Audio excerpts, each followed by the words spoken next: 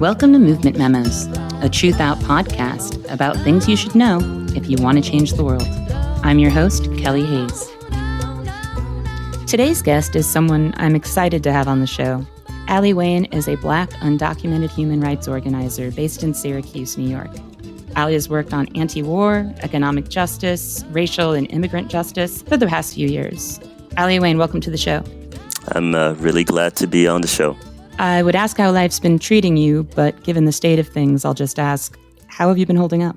Well, things are definitely rough. We are not starting 2020 well, as we all know, with, the crisis in Australia, the environmental crisis in Australia, and obviously flirting with war in Iran. The prospects are pretty scary. That being said, I literally just got back from meeting with a couple of friends. We're going to be doing some organizer trainings at the beginning of this year. And, once again, that's where the hope is, not to be paralyzed, but to connect with like-minded folks to try to move the world forward the best that you can. And at this moment in history, really, paralysis is not an option. I hear that.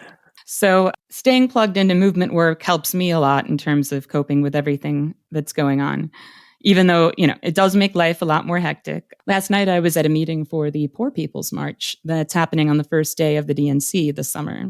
So I was hanging out with a bunch of revolutionaries, talking about doing radical things.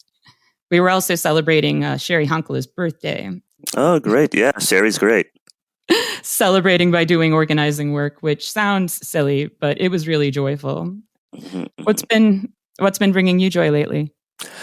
To be honest, I haven't been doing as much frontline work that I used to do. I've been mostly doing sort of analysis, these kind of podcast interviews, speaking. But what has been giving me a lot of joy in the realm of activism specifically has been meeting and hanging out with younger undocumented organizers, trying to sort of download some of the lessons that we've learned over the past couple of years. Because as terrible as things are under Trump, there are resources right now for undocumented organizers and a lot of other organizers that just weren't there, a couple of years ago. So that brings me a lot of joy to know that despite some of the dire circumstances, it's really hard to tell day to day what kind of difference you've made.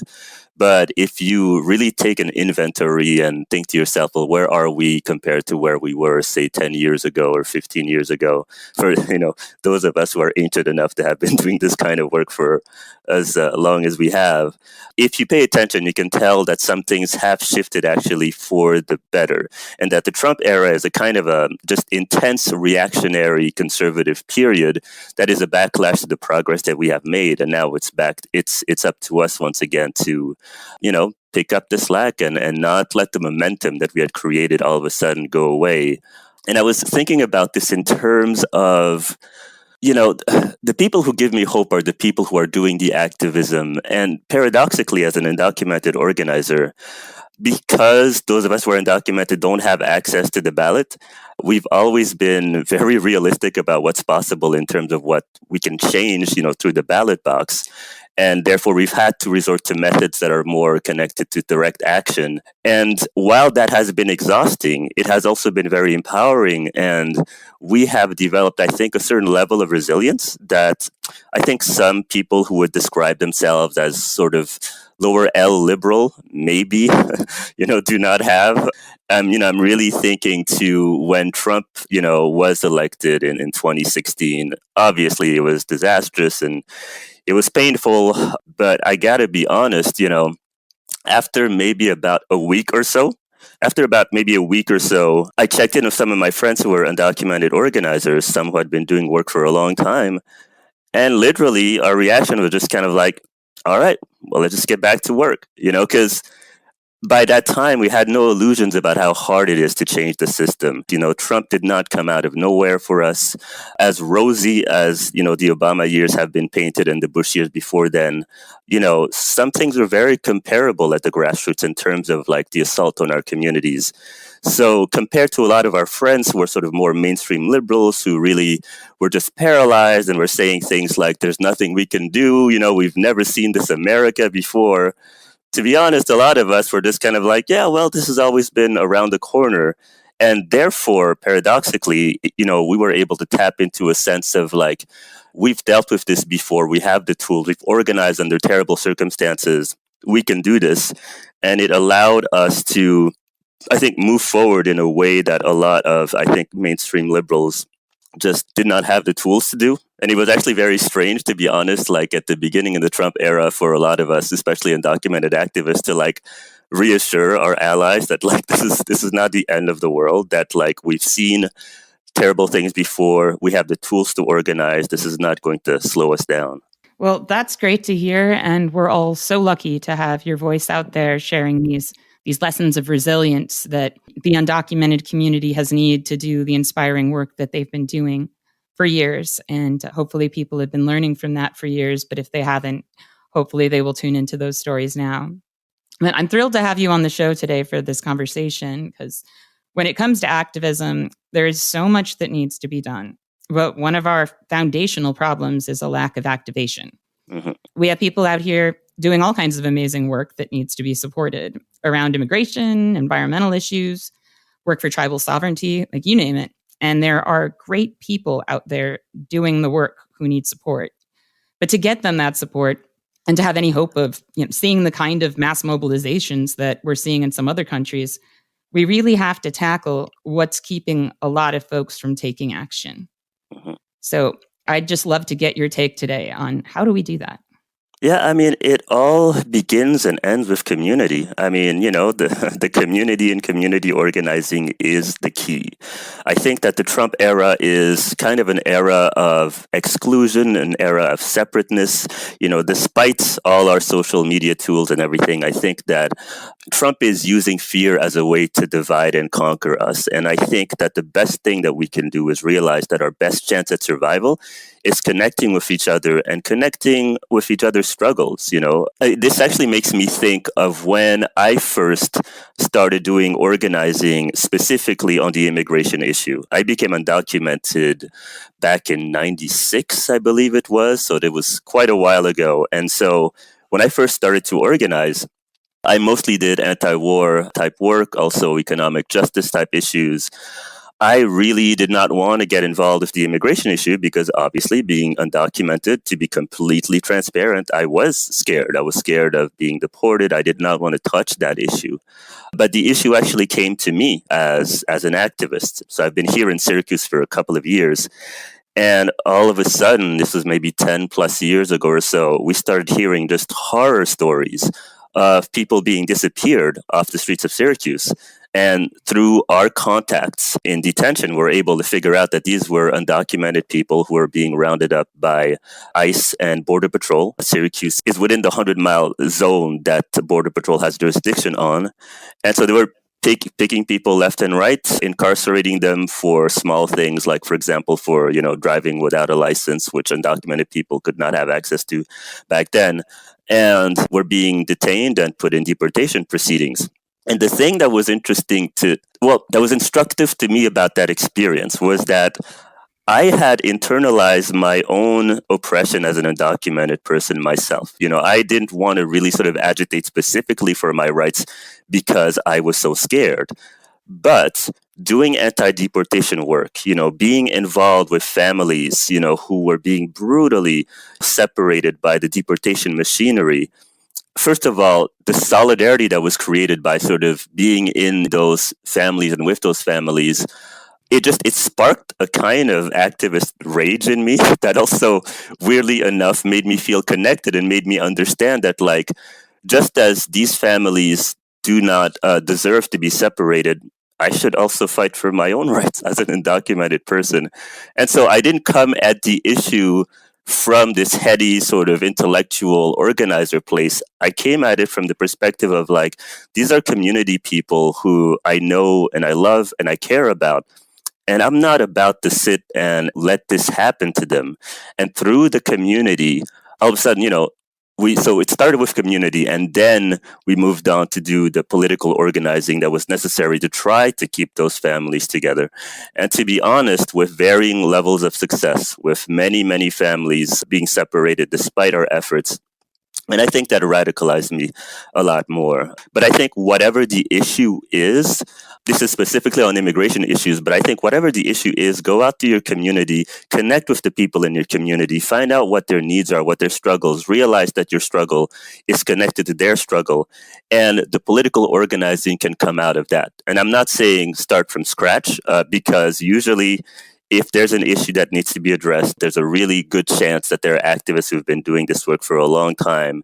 Reach out to those folks, be in community with those folks, and then figure out what you can contribute. Because one of the things that's amazing about organizing is that there is room for everyone to contribute based on their skills. You know, some people do frontline stuff and, you know, get themselves arrested and shut down streets. Some people are making phone calls, you know, they're doing the administrative work that comes with organizing. Some people do legal work. Some people simply do support work. One thing, for example, that I think is really important to have when people do organizing is childcare. You know, childcare for families who might want to do organizing, but who don't have the support. Yeah, I mean, in terms of that question of how do you activate people, I think it really goes to the roots of what organizing is and to community. You know, I think that right now we're in an age when people are increasingly isolated. I think that Donald Trump and a lot of conservatives right now are using fear as a way to divide us and to make us fear one another. And I think that the way to get involved is to go out to your community and connecting with people, and like to connect with people face to face, not online, face to face, connecting with people, you know, hearing from what their struggles are and sharing those struggles and realizing that your struggle is connected to theirs. And I think that's political organizing flows from community first. In fact, you know, in the movement that I'm a part of right now, you know, broadly called the undocumented youth movement, even though I'm ancient at the age of 43 here, it did not start, you know, with the actual political organizing. It was literally undocumented people across the country connecting with each other and just, you know, checking in on each other and just, you know, validating each other's existence and being like, you know, it's exhausting to be undocumented and to have to hide my identity and to be fearful. And out of that community and out of the growing sense of, you know, we're tired of this, came the political organizing. The political organizing came after the community had connected with each other. And I think that's what's so exciting about organizing, is that it allows you to connect with people you might not have a lot in common with, but once you realize that their struggle is connected to yours, I think it is very empowering. So I think the biggest thing to getting people involved is first check in with your local community, check in with the people in your community, hear their stories, and then figure out how you can contribute. Absolutely. And, you know, this is a moment when I feel like we need as much mobilization as we can get. We need that activation. And, you know, the march that people attend or the meeting, the organizing training, these things aren't necessarily what folks are going to wind up doing, but that introduction, that beginning is just so important. And I think that one of the things that maybe we didn't think about, you know, 10 years ago in our organizing as much is how much we need to work to make this work fully accessible to people. And I think that there's been a lot of growth in terms of making sure our spaces are welcoming, you know, not just accessible, but also welcoming. And that's a high bar. But I think continuing to fight that fight is going to make a difference in terms of who engages, and also being open to the various ways that people organize. I would love for people to be in-person spaces more often and, you know, share community in that sense, because it's amazing to be in a room full of people who care about the same things and are willing to fight. But also, I know, like, when I became disabled some years back and couldn't be in the streets, which is what has always felt most natural to me, it was pretty devastating. So I definitely also want to convey to people who have physical limitations, who are struggling with chronic pain, that there really is a place for everyone in this work, you know, regardless of where you work from. And I think that we're going to have to really drive that home to people if we want to see the kind of activation that we so desperately need right now. But I think a lot of what's not getting people to show up in whatever way that they can is just how overwhelmed folks are. I think fear and anxiety have a way of making people feel trapped in a state of inaction. And Trump's attacks on the environment, on Black communities and immigrants, reproductive rights, like these are all ruinous attacks with deadly consequences. But they're also extensions of pre-existing horrors. And I don't think that's something we have really gotten right with either. People had already been conditioned to shut themselves down emotionally when something seemed too ugly or too large to tackle. That desensitization, that desensitized experience that I think we've all experienced to some extent. I want to take a minute and talk about that because I can't tell people that you shouldn't compartmentalize, that you should try to feel the severity of everything at once. And I think a lot of times that's what people feel like is being demanded of them. And it's maybe even what some people are demanding of them. But that's not good organizing. And that's not how we cater to the fact that people are really trying to get involved and really trying to do their best. I think we have to go deep. I think we have to go really deep if we want to tackle this. Because we're living in a country like we were talking about, there are all these pre-existing horrors. There are all these things that people are conditioned not to look at. And, one that is very important to me is the prison industrial complex. U.S. prisons are torturous and inarguably manufacture conditions that bring about premature death.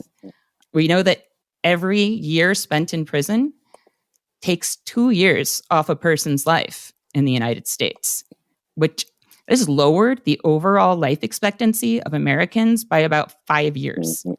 If there were a disease that did that, we would dedicate so many, there would be huge nonprofits raising money to fight this illness, to research. But we know what the illness is. We know what the illness is. And this is well-established stuff. And also we know that many, many people will acknowledge that the prison system is highly racialized and that most caged people don't belong there, as people would say. And yet most people don't really push back against the prison system. And I know there are a lot of reasons for that, including anti-Black fear-mongering and classism and the genuine fear that people attach to, well, without prisons, we'd be in all this danger, even though, prisons don't have a great record of creating safety in any way. The system we're in really doesn't create safety. It kind of caters to our impulse for retribution without expecting us to dig deep and think about what justice might mean. And I think a lot of people, are willing to accept that validation. They want to be told that their impulses are correct. And they want to be told that punishing people who they understand as having done bad things is super necessary, even if there are a lot of casualties involved who they don't think necessarily deserve that fate. I think we really have to look at our sense of inevitability about the prison system. How was that forged? Who does that benefit? A lot of times people see injustice and they think it's necessary because they think it's always been that way. And therefore is clearly how you handle a thing. And not only have these things not always been this way, but that's not a good gauge of what should morally be happening, because there are some things that have always been the way they are in the United States that we should really be trying to root out of our society. One of the things that I was thinking of is it's so important to pay attention to the trauma that we're subjected to and the historical trauma that this country, has dealt over the years, because it's so connected. And if I could share something about my own life story in terms of the criminal justice system, in terms of prisons, it's heartbreaking to say, but my mother was a victim of domestic violence. She was killed by my stepfather. And after that horrific, act happened, this is way back in 1999, I remember just being faced with the inability of the criminal justice system to give me what I wanted, which is to have my mom back. As much as I was angry at my stepfather, as much as I wanted some form of retribution, the real thing that I wanted was to have my mother back. And the criminal justice system could not provide that for me. I knew that sort of blind retribution could not provide that for me. And one of the things that was amazingly transformative for me was at the time I connected with a group in Chicago called Murder Victims Families for Reconciliation. They were all people who had lost family members or close friends to murder, but who are advocating against the death penalty. And I found that community much more healing than if I just spent my life sort of trying to seek retribution from my stepfather. And I think people heal in different ways, but that was the healthy way for me to heal. And all that to say is that we think of prisons as ways to solve these problems, whereas what we really need is healing. And yes, certainly the prison industrial complex in this country is absolutely brutal. And one of the key insights that I found in my life as an organizer, specifically as an undocumented organizer, is that the immigration sort of issue is absolutely connected to the issue of prisons, and that we need to look at the criminalization process as a whole. And as someone who is undocumented and who has been legally, technically criminalized, I should not think of myself as somehow separate or better than other folks who have been criminalized. I think that for the migrant rights movement to really forge ahead, we need to do much more cross-movement work with folks who have been fighting against mass incarceration for many years. U.S. citizen folks have been fighting against mass incarceration for many years, because literally, structurally, the very same corporations, that made a lot of money under the so-called war on drugs incarcerating poor Black and brown folks. After 9/11 happened, all of a sudden, those same corporations decided that immigrants were going to be the new cash cow. And that's not to say, I'm not someone who believed that we should only focus on for-profit prisons. I think prisons as a whole should be something that we should fight against. But all I'm saying is that I think that this country presents people with the idea that somehow prisons or policing are going to solve our problems, whereas what we really need is to think about what healing looks like. And there's a term that I really like out of the movement for Black Lives. They talk about healing justice, which I always prefer that term rather than quote unquote self-care, because I think it's kind of important as we do the organizing to also recognize our limitations, recognize our own traumas that we've had to overcome, participate in the work that we can participate in, but not in a self-sacrificial way where you just throw yourself at the system and you never give yourself a break. One of the first things that you really have to learn as an activist or an organizer is that if you don't learn when to stop, there's never going to be a moment that's perfect for you to take a vacation, right? Because every single day, these huge oppressive systems throw something at us. And there are days when you might not have the time you might not have the energy to do that, or you might feel angry or frustrated or depressed. Take some time off. Literally, this just happened to me when, we just assassinated Soleimani in Iran, and some friends of mine organized a local rally to call against, the war in Iran. And that day I was just like, yeah, I don't have it in me. I'm just going to stay home and watch some TV. And I've learned that that's okay now for me to sort of step aside and really check in with myself before I throw myself into something. Because one of the things that can be very seductive is to think of activism as a way for you to pay your dues, or activism as something that even validates your existence. And our existence is not simply the struggle. Our existence is also we deserve to enjoy life as we try to change these oppressive systems. So, years ago, I used to be much more of a self-sacrificial kind of activist and organizer. I felt like I needed to be at every meeting, every protest, every rally. Now same here. Yeah, now I'm much more intentional about checking in with myself, my own levels of energy. If I feel like I can fully, with my whole being, throw myself into something where I think I can make a difference, I will do that. If I feel like I just don't have the energy, or I've been doing a lot of work for a long time, it's weird to say, but I've developed a kind of faith in the community.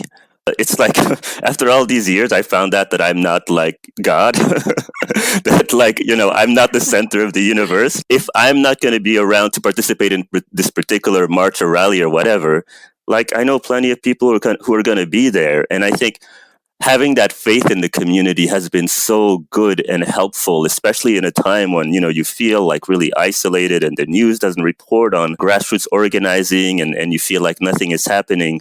one of the most wonderful things about organizing is that you get to know, just to borrow a terrible phrase from Bush Sr., there's 1,000 points of lights across the United States of people just steadily doing good, important grassroots work. And that's really helpful to know, so that you don't lose your sense of despair out of a sense that it's all on you. Because that's also a trap, right? To think that if I don't do it, no one else is going to do it. Well, that's ego. That's not consciously healthy organizing. I couldn't agree more. And I think we lose a lot of people in organizing because there's so much wrong with the world. And if you're taking in, so much suffering and, all these life and death issues are in your face every day, it can be very difficult. It can be overwhelming. I used to I used to think I needed to be at every protest too. I thought I needed to be at every meeting. And what I tell people now is, folks who are new to the work, that if you don't figure out what your boundaries are, if you don't figure out what you need for yourself in order to be able to show up, like, you will burn out. There's no question. And so if you value the work that you're trying to do, you have to protect that work. Sometimes we don't think in terms of protecting ourselves, and we should. But even if you're prioritizing the work and you're being selfless about it in certain ways, that also means you need to keep you in the game. And I think we don't emphasize that enough to people. And, I don't think that anyone should feel the full weight of human suffering all the time, or environmental destruction. We would just straight up lose our minds. And there's a difference between responding to injustice and, being consumed by it. And we need to help people understand that they can respond without being consumed. Sometimes it feels like processing the truth of what's happening would just break us, so we hide from it. And I think everyone needs a place to hide sometimes. I know I love television, and I know you do too, Aly. And we all need breaks. We all need joy. But my breaks and joy do mean more to me because I know that the rest of the time I'm doing my best to make sure we can all make it. And there are moments where we have to stop and look at what we're doing and look at what we have to give and just tell ourselves, you are enough. You are doing enough. And I learned to do that soul searching. Miriam Kaba, dear friend and beloved mentor, really drove home to me that, if you can do the soul searching you need to do and believe that you're giving all you can, you're taking care of yourself, and this is your best, and your best is enough. Nothing that happens, no big event, no, Twitter power hour works without hey, those get a lot done. Right. Like none of these things exist without just so many people giving whatever they're able to give that day. If it's 10 minutes, these things add up. On New Year's Eve, we did the Free the People Day, where we asked folks to contribute the cost of a New Year's Eve drink to this bail fundraiser for bond funds across the country that their primary work is bailing people out of jail who are there because they're poor. Folks who have committed the same crime and are facing the same charges, who have money, are out walking around. They've been cleared for release, but these people are caged for being poor, sometimes for their immigration status, sometimes just because they've been criminalized in the past. And it's such crucial work. But what really moved me this year was, we've done this for several years now. This year, I really looked at the donations coming in and saw that so many people were actually contributing the cost of the drink. It was so many people were giving this little piece of resource that they could. And in the end, we wound up with $380,000 to get people out of jail. And, to start the new year off, knowing that so many people are being reunited with their families, people are not going to lose, their apartments or their jobs or even custody of their children just because they're being criminalized or being, they're serving a sentence before they've had a chance to make their case. And that only happens to impoverished people in this country.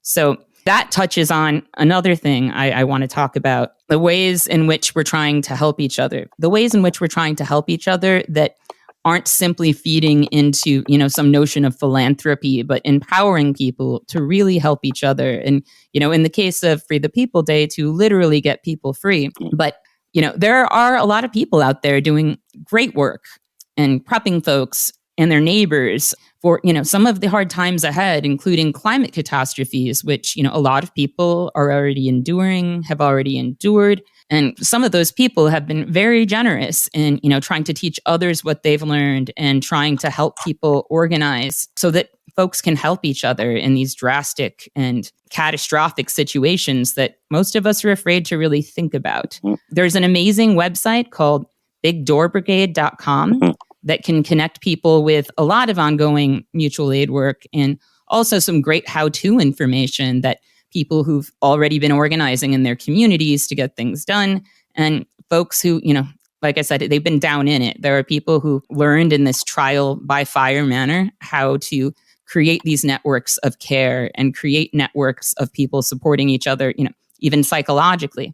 And so I really feel that the path to activation that we need to organize and create for people to get people into the streets is, I think in a lot of cases, going to come through the experience of people showing up for each other, not necessarily as marchers or as attendees of a rally, but as people who are on a very human level, helping to ensure that the catastrophe isn't the end of the community, that people have a chance and have hope and can find that in each other. I mean, people are so frightened by what we're up against, and very reasonably so, that a lot of people are just stuck. They're, just going through the motions of normalcy. In my experience, mutual aid really allows people to think about what's ahead from a place of what we're empowered to do for each other. I think that empowerment will help people get unstuck, and that people will begin to imagine themselves in the ranks of a movement where people are fighting for each other.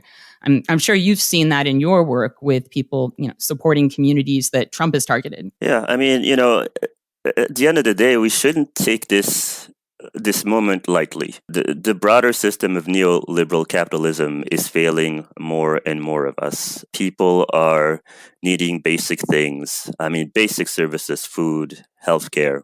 And the only way we're going to survive this is not just to create sort of future systems that are sustainable, but also to connect with each other and to help each other out on a very basic level. I find myself sort of paradoxically both happy and sad when I see that so many people right now are using internet tools and GoFundMes and things like that in order to support each other.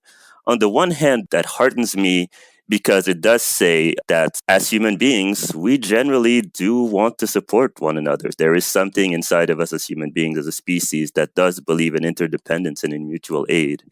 It is sad, however, that obviously that we can't rely on systems to take care of each other. But I do find some hope in the fact that there is something about the human spirit that allows, just this basic sense of compassion. And we've created more and more grassroots ways for us to help each other. One of the things that came to mind as you were speaking was, I don't know if you know the queer hip-hop artist Invincible out of Detroit.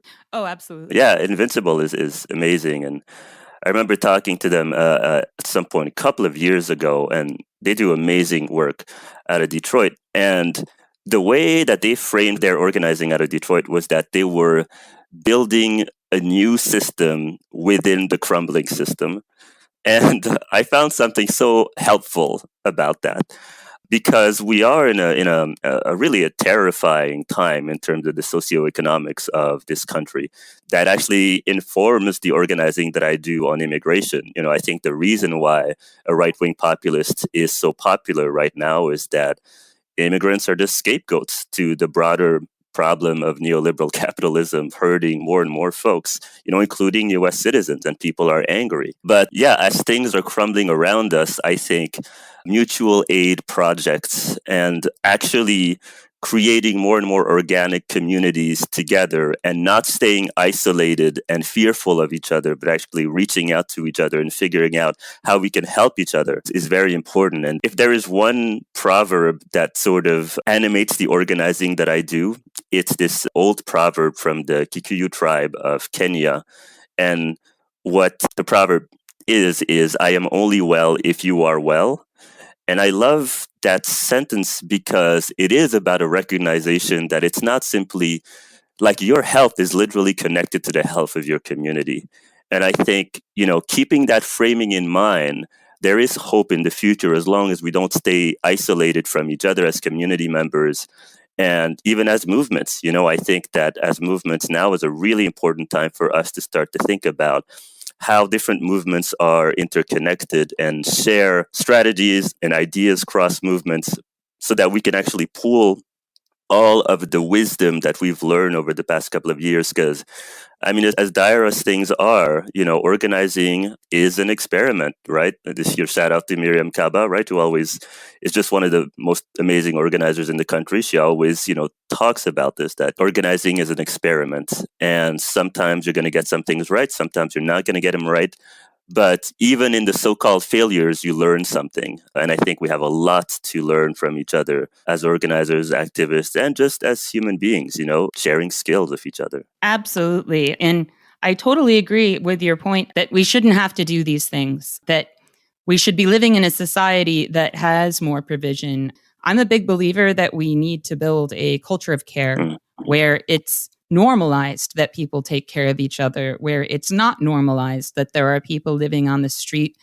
And I do think that people have that in them if we were able to understand how much we have in common. Because, this capitalism teaches us, it conditions us to focus on just our own interests, from the political down to the personal. We are encouraged by this system to individualize, to segregate ourselves from each other in the work, whether it's environmentalism, whether it's equality issues, whether it's racial issues.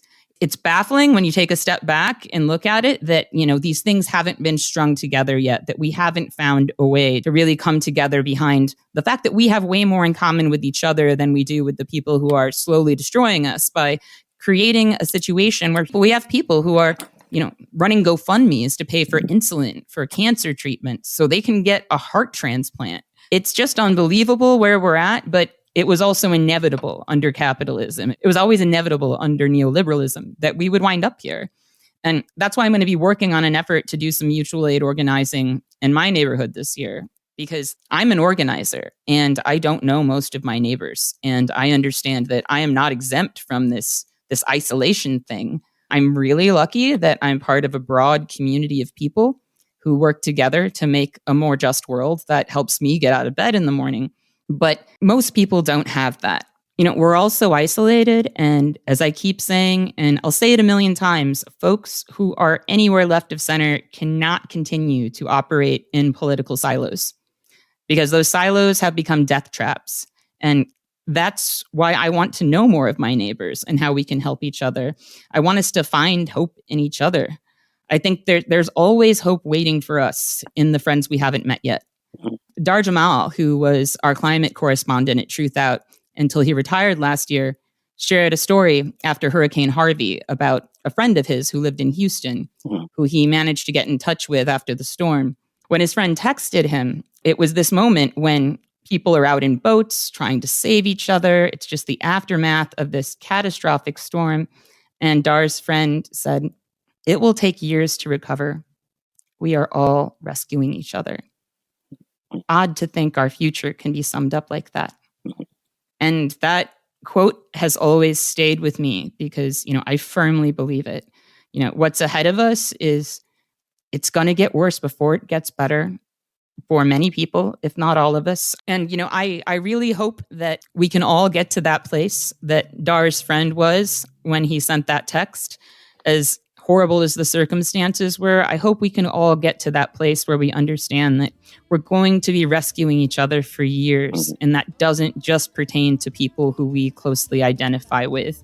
It has to pertain to people whose lives we don't understand, whose struggles we don't understand, and that we need to learn from.